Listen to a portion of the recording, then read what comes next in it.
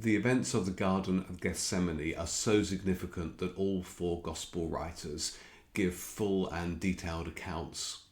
In Mark chapter 14, you'll find a detail that isn't in the other three.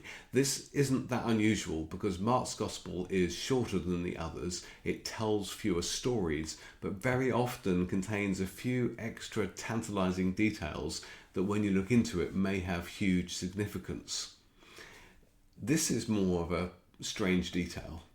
We have the events that we read in Matthew leading up to this awful phrase, then everyone deserted him and fled. And then only Mark adds this detail. A young man, wearing nothing but a linen garment, was following Jesus. When they seized him, he fled naked, leaving his garment behind. What's this about? Who was the young man? Now, my answer is going to be, we don't know, but bear with me for a moment. There have been lots of theories from commentators over the years, usually concentrating on one aspect of the brief description that we have. So he was young, so people think the rich young ruler, maybe it was him. Maybe he was still following Jesus from a distance and ended up in the Garden of Gethsemane. I think that's really unlikely. The only link is the word young.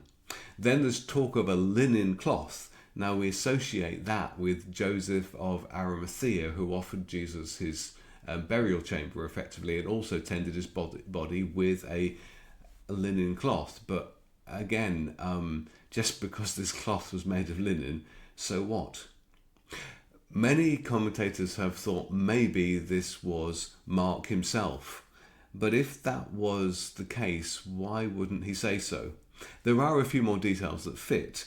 If you read in the Acts of the Apostles the story about Mark, well, he was the one who ran away when there was persecution coming and things got too difficult. And then Paul and Barnabas had this massive argument about whether they were going to let him come on the next mission or not. The result was that Barnabas went his separate way from Paul and took Mark with him. And we know that Barnabas introduced Mark to Peter. And it's very likely that that's where Mark's Gospel comes from, that what we're actually hearing is Peter's detailed accounts that he shares with Mark. We can't say that Mark wasn't there in the garden. It's just unlikely. And as I said, why not say so if that was the case? So that leaves us with the question, why does Mark tell us this story? Because surely it must have some significance. Who was this young man? Well, one of the things it tells us is that there were still other people around following Jesus at the time. The assumption is, quite rightly, I think, that this was a follower of Jesus, a disciple of sorts, just not one of the 12. And I think the fact that he's nameless is important to our understanding of the reason that this detail is here. The reason I believe this detail is here is that it tells us something about the nature of the moment.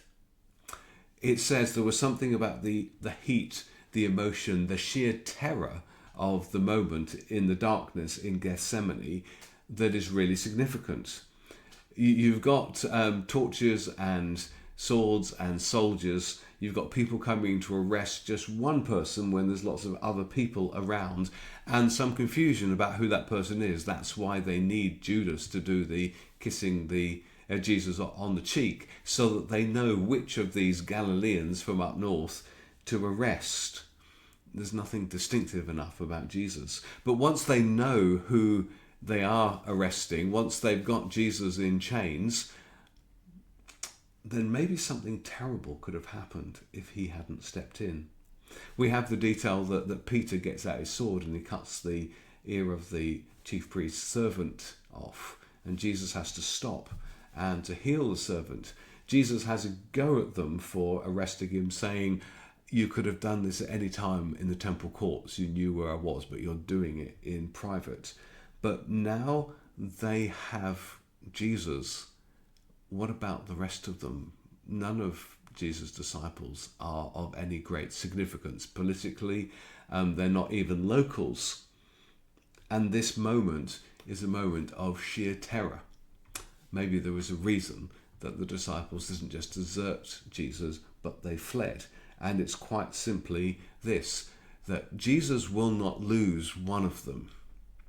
He said that to his Father in heaven. It's part of the promises that he's made in the build-up to going to the garden itself.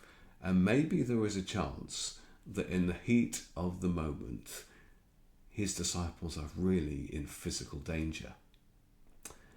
And the sign of that is the fact that when this young man is grabbed, presumably by a soldier or one of the people coming to arrest Jesus, he's willing to run naked into the Mount of Olives through the olive trees, leaving his garment behind, rather than going back for it. And it's simply because he is utterly terrified about what is happening and what is going on around him. Maybe it points to something about the sheer heat of the moment that we don't entirely grasp, because we see it generally through Jesus' eyes. And what Jesus does is the opposite of all those emotions. Jesus calmly points out the injustice of what is going on, the political motivations of the moment. Jesus pours calm and peace and wisdom into a really volatile situation full of terrifying chaos in the dark. And in doing that, he remains in control. This is his plan all along, and nothing is going to change that. This is his arrest, his betrayal. He knows what's going to happen to him, and he is simply allowing it to happen. But in this moment, maybe he also thinks about the fate of those who are letting him down in the moment, and makes sure that not one of them comes to a bad end in the dark in the Garden of Gethsemane. He's alone in his fate, partly to save all of them.